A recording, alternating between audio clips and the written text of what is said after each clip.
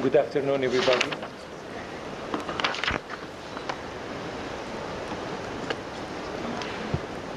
As chairman of the Geneva Center for Human Rights Advancement and Global Dialogue, it is my honor and privilege to open this panel entitled Islam and Christianity, the Great Convergence, working jointly towards equal citizenship rights.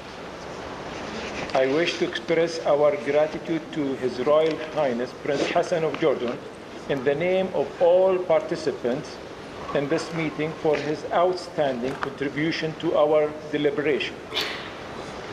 I also wish to express my great appreciation to the permanent mission of the People's Democratic Republic of Algeria, the permanent observer mission of the Sovereign Order of Malta, the permanent mission of the Lebanese Republic, and the permanent mission of the Islamic Republic of Pakistan for co-hosting this event. Your joint commitment of this initiative is symbolic of the search of Muslims and Christians to find common ground for interreligious cooperation.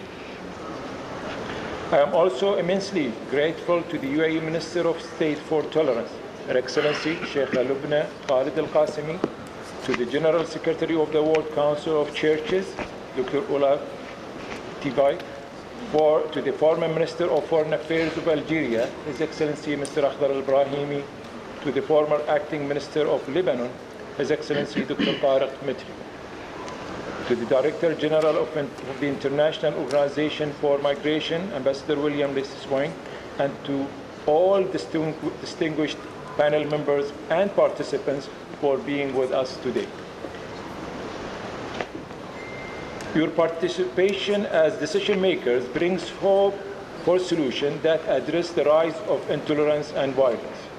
I would also like to thank the distinguished ambassadors and scholars who are participating. Your expertise, wisdom, and enlightenment enhance our discourse. We also warmly welcome representatives of civil society and the media for your contributions and participation. The Geneva Center is particularly supportive of initiatives that enhance interreligious understanding with the aim of combating violence, xenophobia, and marginalization of religious minorities.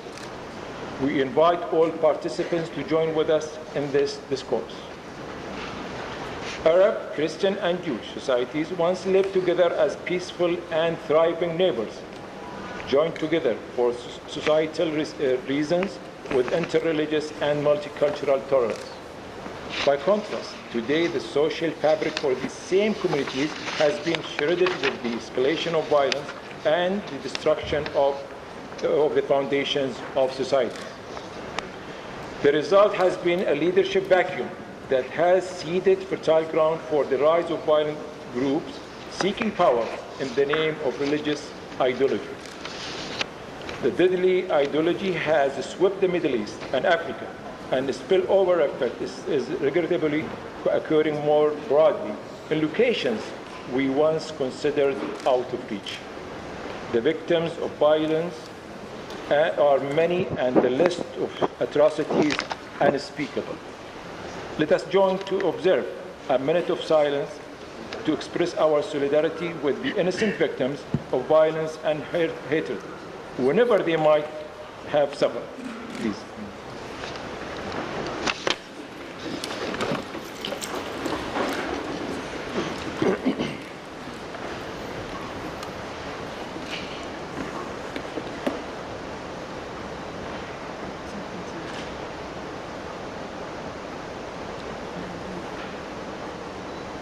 Thank you. Pope Francis said these words this past month: there are fundamentalist and violent individuals in all peoples and religions, and with intolerant generalization they become stronger because they feed on hate and xenophobia. These very true words mark the charter of our current world. Rising populist movements create the disruptive effective of political and civil unrest, the scale of which causes serious alarm. No one can remain indifferent to the trends we see and feel every day. There is no denying the tragic efforts of rising populism and violent extremism that are undermining our foundations.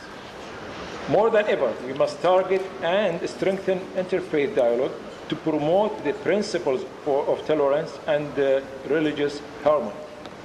Let us not forget, two great religions, Islam and Christianity, have a common foundation in shared Abrahamic heritage. Both the Quran and the Bible teach the faithful to pursue peace and tolerance, and both preach love. Such was already the spirit of the Charter of Medina in the days of our Prophet Muhammad, peace be upon him, and reaffirmed by Christians in the 1970 Guidelines for Dialogue between Christians and Muslims of the Pontifical Council for Interreligious Dialogue. Continued interfaith intolerance and discrimination is obviously a denial of the original messages intended in both religions. Most recently, the United Nations Secretary General commented in the 2017 High-Level Forum on combating anti-Muslim discrimination and hatred, and I quote, "Discrimination diminishes us all. It prevents people and societies from achieving their full potential."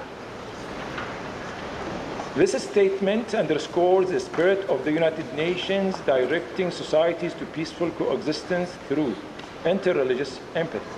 I would like to conclude on a positive note. As a contrast to the negative tone shadowing the world, today we have a tremendous opportunity to find common ground between Islamic and Christian, to promote faith, and to explore that common ground as a foundation for tolerance and peace. I wish you success in your deliberations, and thank you all for being here with us today. Thank you so much.